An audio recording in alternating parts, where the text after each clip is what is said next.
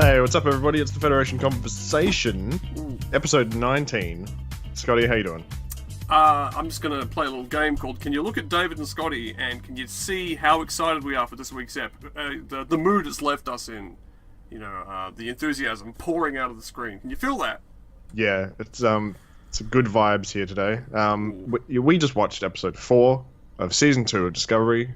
The episode's titled An Obol for Charon. And I just had I don't to know type who Charon that in. is. I don't know what that is. It's another classic pretentious Trek title, I think. Yeah, they're gunning for the spot of most pretentious titles. Yeah.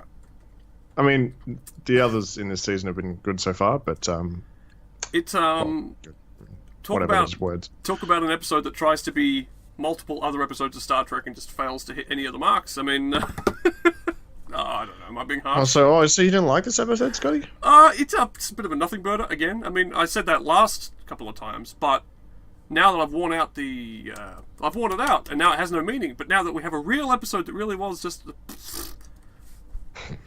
I mean, where's my frame of reference now? This is the new definition. Sure. That wasn't terrible. I mean, I know what it's trying to do in various ways, in various Star Trek-y kind of senses, but It's not terrible, but I felt like it was trying a little bit too hard to be a little too feel good, kind of. I don't know, like it jumped way over the point where I cared about what was happening because I mean, look when one of your main characters, I would say Saru is like either the second or third main character in the show. When he's inevitably about to die. 100% dead. It's done. He's over. It's his pond farm. He's absolutely dead. Yeah. Again, I don't care. It's like, I know he's not dead. Well, for me, it was the whole episode was like, well, at what point are they going to say, oh, turns out we found an antidote?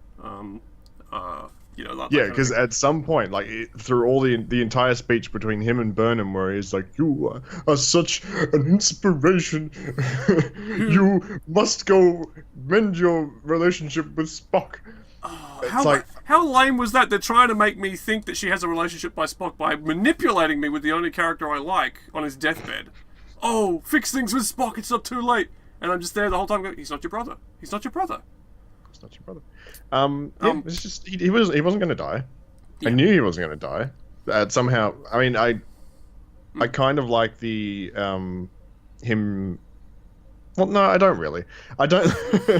I don't like this thing where like he sheds off his ganglia. Yeah. And now he's just completely fearless. It's like those weren't the things making him afraid of anything. But he's going to go back to the 80s now and become a top high-flying executive because now he has the confidence to pull it off.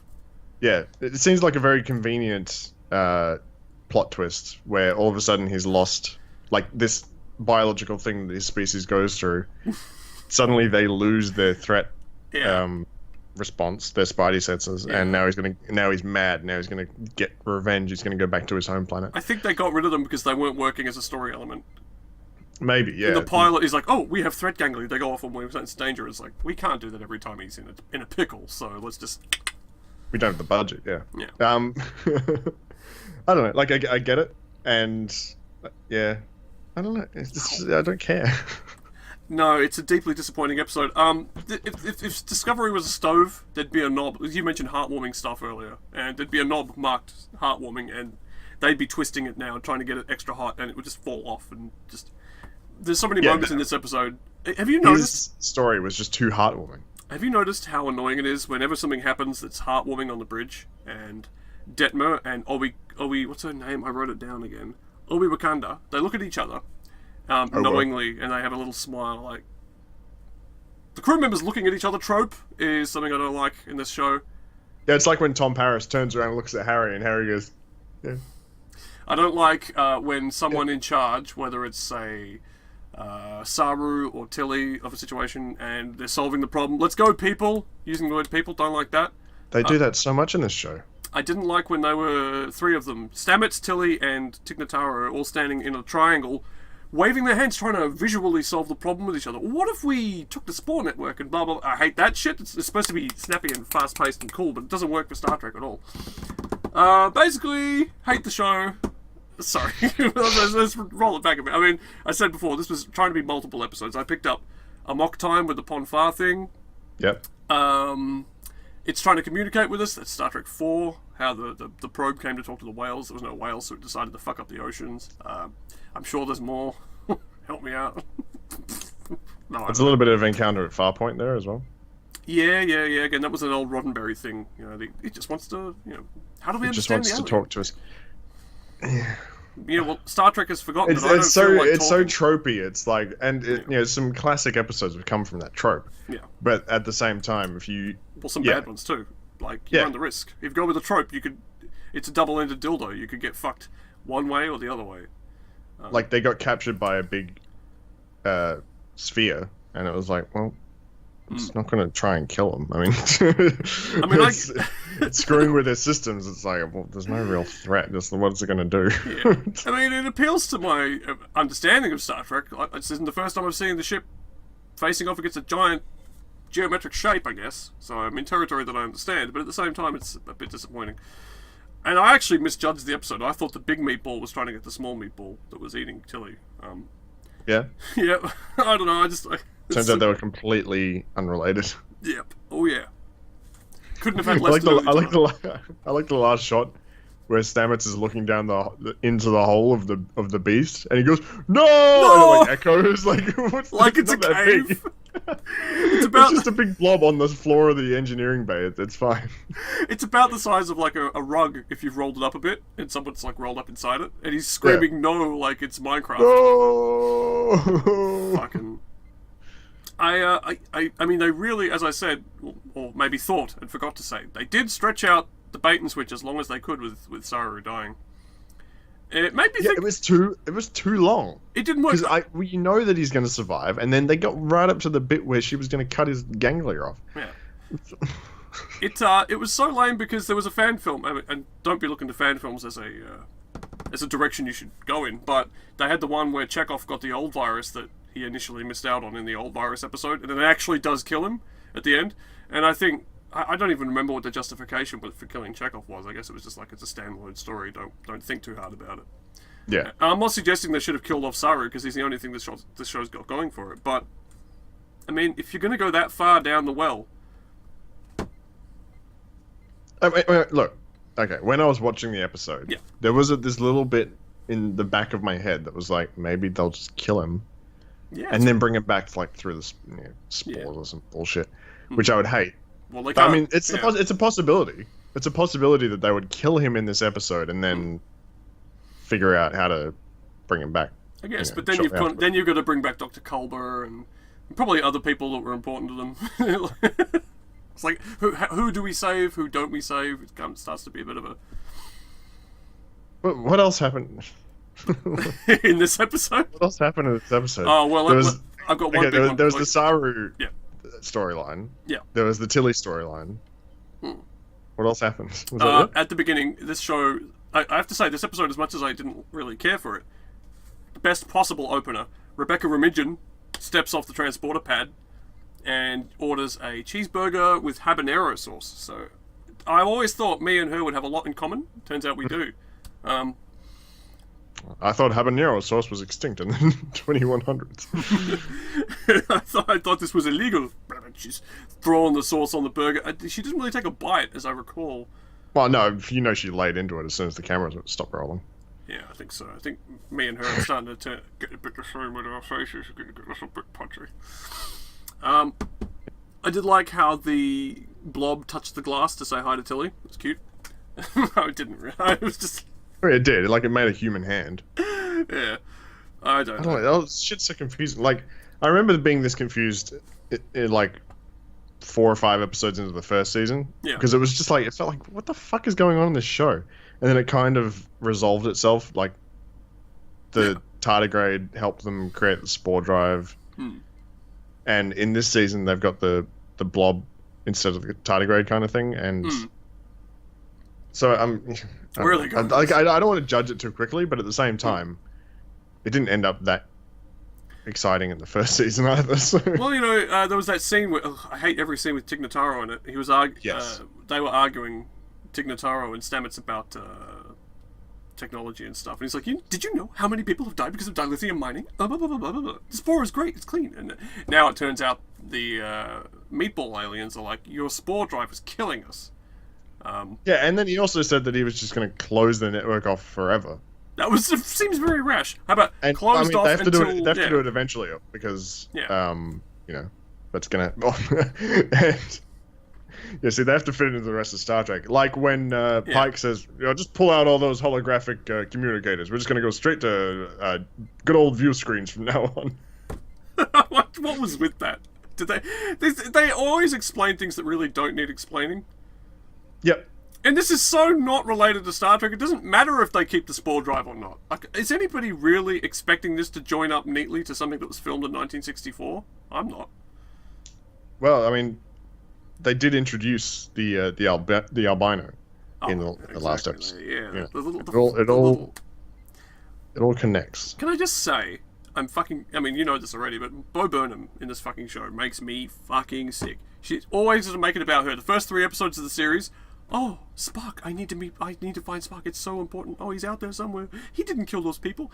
And this one starts with, oh, I have to be taken off the case. I can't see him. I don't want to make things worse. She's always going to make it about her. I hate this character so much. I hate her inflection when she says certain things. She's like, I don't think I can be on this mission with Spock. I hate the way she goes up at the end of her sentences. Like, I don't know. That's a small complaint, obviously, but it's just I can't help but complain about most of the things on this show because it's boring and I don't know. I did kind of. I think I'd be fine just sitting here watching it, and I'll be like, okay. But I have to talk about it afterwards. So we've started a book club, and you don't like the book club anymore. Yeah, I mean... It's difficult. I felt nothing during so many of the quandaries in this show, in this episode, and coming up with anything to say about them is sort of difficult in that regard.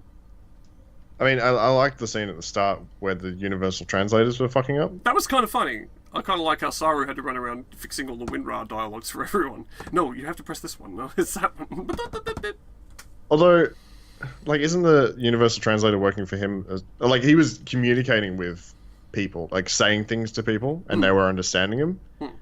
But I don't get that, because I thought it was all jumbling everything up. So if he was speaking, like, German to somebody who just spoke German to him... Yeah. Why would they be able to understand it back? Yeah, you know what? I wish you hadn't said that, because now I'm starting to think that whole thing doesn't make any sense at all. Doesn't, but it's a fun scene at least. Yeah, it made for some interesting subtitles and. What do the subtitles look like on your version? On the downloaded one, they're just printed English ones. They're on the video. You can't get rid of them.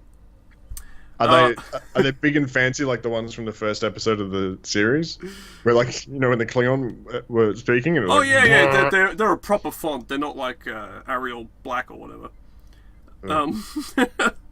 What else have I forgotten? Ariella Grande. Yeah. I did watch this episode at 120.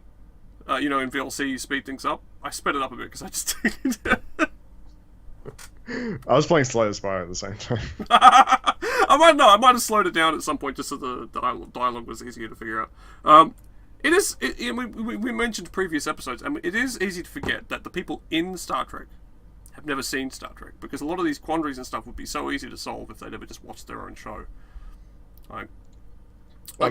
If these people had seen Star Trek 4, the meatball thing would have been over before it began. It's like, oh, it wants to talk, alright, fine, whatever. Saru, I'm sure they would have solved his little Ponfar crisis. You know what I was saying? It was like too feel good. Yeah. I was just thinking about the Saru stuff. The whole thing about the meatball wanting to tell its story. Yeah. And have its story preserved, and then it's like, we should be dead. It's like, it pushed us away so we could tell its story. She looked into the camera to fucking say that shit. And she has her head sideways, just that dumb hairdo. I hate everything about that character. It saved us and pushed us away so we could tell its story. It's got 100,000 years of experience. Oh, I love Pike though. I mean, he didn't have much of a presence in this episode, but all of his lines were delivered very well. He sounds good. He looks good. You love him. We got a whole ass. Don't spoil the horses. Plot a course and don't spoil the horses. Classic stuff. I'm a big fan of. He's in a way rehabilitating the show for me because even in the face of all this stuff, I still want to keep watching him. So that's good. Yeah, is he? Are you going to be sad when he dies? He's not going to die. He sacrifices himself in some engineering catastrophe, but even then, he's still alive in that wheelchair. So, and they're not going to be showing that, I don't think. Okay, well, what I mean is, are you going to be sad when he disappears from the show? Oh, absolutely. Yeah, I don't think lightning's going to strike twice. I don't think they're going to find anybody that likable to just come onto the show to replace him. Because, I mean, is that what they're going to do in this series? Are they going to have a different captain every season? Round robin. No, I think after like 3 or 4 seasons, they'll just give it to Michael Burnham because that's inevitable. 6 nasal canals. I just don't get it with the lizard character. It's kind of annoying. I think that they're offloading all of their Orville / awful jokes onto him. I don't know why. It doesn't work. I just wish they'd cut it out. I had a cold. 6 nasal canals. Oh, it was terrible. And overall, I just feel a little annoyed that... and then he had to... Sorry. Yeah. Like, when they first turned to him, and he was like... Rah, rah, rah, and he was like, oh, sorry, sometimes the universal translator takes a second to accustom to my languages. Does it work or doesn't it? I mean... Yeah. No. It's a very long-winded joke. Was there a previous episode, or was it the short trek that was about Saru? It was the short trek. It was the short trek. There hasn't been like a Saru ep this season in the actual show. Well, this one was, but yeah. Yeah. Okay. So it's a bit wasteful because somehow they're taking the character that I am the most interested in, the one that I like watching the most, but somehow squandering him. I don't get how they're managing to do that. It's kind of funny payoff that his people are basically lemmings, just throwing themselves at the obelisk and dying for no good reason. All these schmucks handing their wallets away are like, well, I'm off to the great journey now. It turns out if they just waited around for their gangly to fall off, they'd all be high-powered, enthusiastic team players that could take Kelpia, the planet, to a new level of enlightenment. Sure, that's where they're from. Instead, they're just living in that village, looking at their clocks, all like, sorry, time to get in the fucking grinder. Time to go in the refrigerator. I'm kind of confused as well because he said that either they submit themselves to the Ba'u or they go mad. Yeah. I think he said they might make you go mad. It makes you go mad. But I'm guessing they never actually witnessed that. Yeah, well, it's a religious thing. It's like, so how does anybody really know there's an afterlife? Well, I heard somebody say there was. Well, no, but it's not even an afterlife thing. It's like go mad before you die. It's like that's a very observable truth. Yeah, but if they kill everyone before they go mad. And also the tradition to stop that is to cut one's ganglia off, but like it's about to fall off anyway. I just think they should have realized this ages ago. Yeah, you'd think somebody would have well, yeah, I don't know. They can't all have submitted themselves to the button. I just think it's a weak as piss development where they've gotten rid of the threat gangly because they were a pain in the ass, tried to do something so that Saru would have some character development, but again, it's just a really limp direction to go in. I don't feel much about it, to be honest. Yeah, well, he'll save his people. Which is really where you want to be in a show where you podcast about a show. Thanks. That's the thing. He's gonna save his people, or he's gonna save his sister at least this season. Oh, it's inevitable now. He's gonna hijack a shuttle or something. There's a shot of him and his sister like looking up at a ship or something. Oh, really? But like him in his uniform. Oh, okay. It was in the season trailer or something. But like after that, what's? I did like. I want Ash Tyler back. He's coming. He's back. It's just a slow shuttle. He'll be back next week probably. I did like the Major Tom bit. First of all, I heard them singing Major Tom. I thought, oh, fuck this show. I don't like Life on Mars? I don't. Which one or the other? I don't like it when they try and reference things. Makes it feel too much like Guardians of the Galaxy. But then, when the drill came up, can you hear me, Major Tom? I thought it was Life on Mars. Anyway, I don't know. That's another thing that annoyed me because they had that reference, and then when they were pulling Tig Notaro off the floor, she was like, "Wow, I felt like I had a dream I was a drummer for Prince." Prince. I was like, "What?" Yeah, what? A little non sequitur. And those two references, like right next to each other as well. I mean, timeline-wise, it'd be like me waking up thinking, oh, I had a dream I was playing cello for Mozart.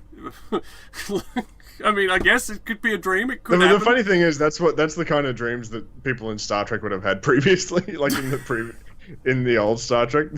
People would have just woken up and thought that. Yeah, they're always dreaming. Yeah, they're always thinking about the Civil War. You know, oh, Captain, we all know that your hero was one of the Earps. So, like, I mean, I'm pretty sure that's because it was all just like uncopyrighted music. I don't know. It's too much of a focus. These people will not know that much about. No.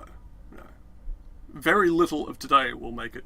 You know, they got new music. I'm starting to even wonder if the Beatles will be known in 200 years. Like, I always assumed they would just be forever, but I mean, people are forgetting who they are now. So, you know. And there's a lesson in that. You do have to let things go. I mean, no. I don't know. It's well, this is a completely different question, but it's like there's been such an explosion of culture in the past 50 years or so, 60 years, whatever. Yeah. And an explosion of like actually being able to keep records of stuff. Yeah. It's really inconsequential. Some of the stuff is and some of it's like basically, and that's another thing. Like music has gotten to a point where I don't know. I'm sure people said this in the 50s and 60s. They were like, "This is music. We've cracked the code. Nobody's going to get better music than the ink spots." But that music from that era, like the 60s, 70s, 80s, it's gotten to a point where it's like comparable to stuff that we're making now. It's just, like it's still music that we can listen to, but like if you go back any further than that, it gets a bit, drony and boring, and I don't know what I'm talking about.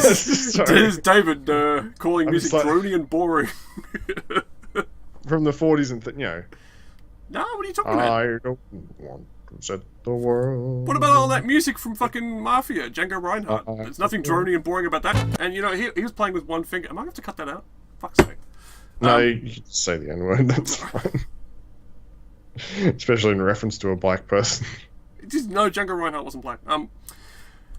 Okay, that's fine then. Django Reinhardt, shredding that shit. Django Reinhardt. Nothing boring about that stuff. Coming back on my pizza, David. Yeah. Yeah, it's not boring. Yeah. Not boring, though. I don't know. Do you get what I mean? Like, it's all... Not really. I mean, you feel as though music beyond a certain age doesn't really relate to you or connect with you or something? Or what? I mean, because I don't feel that way at all. I mean, I legitimately listen to that stuff that's in Fallout and think it's good. Am I just weird? No, I think that the world has gotten to a point where everything's very global and very connected. Yeah. And at that certain point, there's too much evidence of those bands like the Beatles and stuff. Yeah. it's too ubiquitous to kind of disappear very quickly and very easily. For now.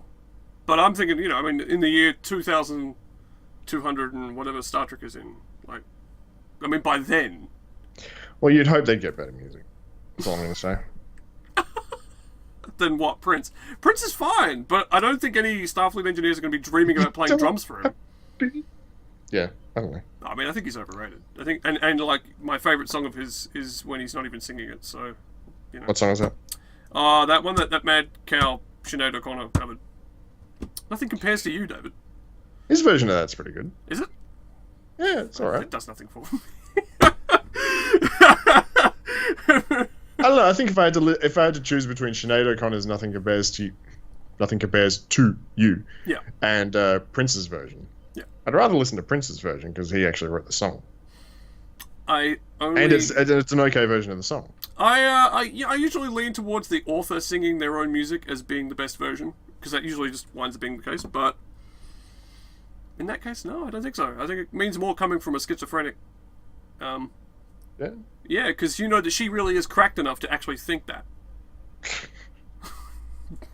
She's actually twisted enough to really think that nothing compares to this loser that she's heartbroken over. I mean, Sinead. What kind of name is Sinead? It really is the name of a woman right. that's at the bottom of her garden, just breaking things and yelling about the Pope. You know, that's her fucking reality.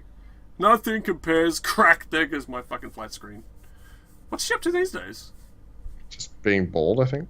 Oh, well, it takes work. I don't know. Look, no, I do think she's still bald though. I didn't watch the preview for next week's episode. Turn the camera a bit towards your board games, Dave. I want to see some of these board games you got. You want to see some board games? Yeah, I want to know a little more about them. While we talk about David's least favourite 5 Queen songs, coming in at number 1. Hang on in there. Can I focus on one or the other? Okay, I just wanted to see your board games. I mean, hang on in there, David. You're not a fan? No. Don't be a fool. To be fair, it's only a B-side. It's not an album track. Well, I mean, hey, look, I'm sure there's 5 songs that I haven't heard that are worse than Hang On In There. Oh, okay. Like, Kashkogi's, Kashkogi's Ship. It's not even like a...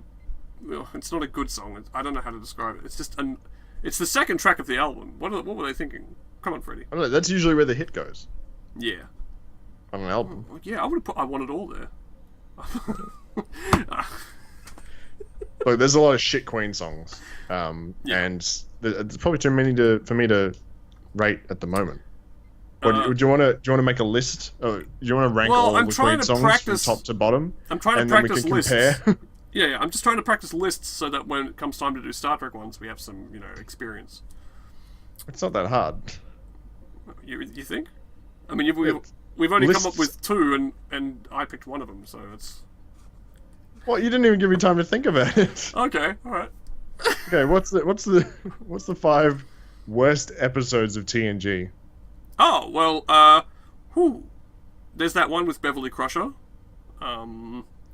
She's in 6 seasons of the... Is she having like the one where she falls in love with a ghost? Yeah, the hallucinations. I think, actually, you know what? I think that... Shades of... Yep. The clip show, Shades of Grey, should actually be recused from the list, because that's just a weird little... It counts. It's an episode. It was a season finale. They may have delivered it as an episode, but let's be honest, it wasn't. They were like, oh, we haven't got anything, let's do a clip show. It doesn't count. It does count. It's an episode of the show. Like, it's barely an episode of the show. There's probably 10 minutes of new footage, but... No. Yeah, okay, fine. Alright, we can count that one. What do you think? The mega racist episode? With all the black guys in it? The black people, then you have no vaccine! No Lieutenant Liao! That one... Pretty on the nose. Pretty bad, especially because of all the trying to be like trying to be TOS. Oh, the fact that it was trying so hard to be TOS. Yeah. Oh god, bad TNG episodes. I don't remember too many of them because I just like to think about the ones I liked. To me, TNG is about 17 episodes long. Everything else is kind of a dull grey undertone. There's some great episodes in there. Well, I mean, I'd love to podcast about them sometime. Yeah, pity we'll never get to do that. I'm boiling my ass off in this room. Yeah, me too. I need to get my shirt off. And we have to stop. Yeah. But anyway, that's Discovery for the week. Yeah. A bit of an oof episode. I'm really hoping it picks up. There's more Rebecca Romaine in the next... Oh, shit! I'm supposed to pronounce her name wrong. Rebecca Remigion. It's the new Romaine Lettuce. Yeah. She'll kill you. More Anson Mount, less Michael Burnham. That's really my hope for the show. Not going to happen. I hope. There's going to be a season eventually where Michael Burnham does become captain. Yeah. And then I want the start of the next season to be her immediately dying at the hands of Ash Tyler, and then Shazad Latif can be the captain. I want Shazad Latif to take over. You've mapped out the progress of the show. I really hope he's not going to that fucking Section 31 show. Oh no, then we'll have to actually watch it. I don't want to watch. Yeah. Ugh, man. So here's two people. We said nothing about that, but yeah. Here's 2 people that really don't care that much for Discovery, doing a Discovery podcast. I mean, all I can hope is that it gets slightly better. Yeah. Just get Jonathan Frakes is not doing that much. Yeah. Well, you want him directing every episode? He'd burn out. No, he wouldn't. Oh, you mean just get him on the show? He'd burn him. Imagine that, he plays his own ancestor. No, I don't want him on the show. I just want him to direct every episode. But that's fine. People do that all the time. Fucking Vince Gilligan. Well, he didn't. He created the show, and he didn't direct every episode. What does this director even do? What is that? Anyway, sorry, I gotta get out of this room. Yeah, me too. That's Star Trek. Yeah, thanks for hanging out with us if you did, and I guess we'll see you hopefully with a better episode next week. I feel bad because we can't promise good stuff if they don't give it to us first. We're kind of like the intermediary.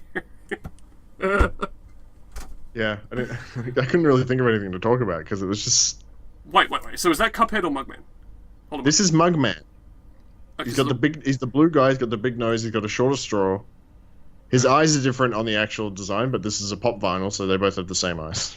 Well, Which annoys me I was slightly. ragging on Pop Vinyl last time we hung out, and turns out he's got a fucking Mugman. I'm sorry, David. I take it back. Well, I got I got this after you said that. 2, Oh. I don't like pop vinyls. 3, I only like this one because it's very distinct. Oh, okay, all right. It's recognizable. He's got the hat. He's got the head. It's not just like a body with different hair and different clothes, and it's like, oh, this is the Flash, All right. Thanks, guys. We're gonna get out of here. It's getting hot in this room too, and I'm gonna turn my air conditioner back on. Doom, doom, doom, doom, doom, doom, doom, doom.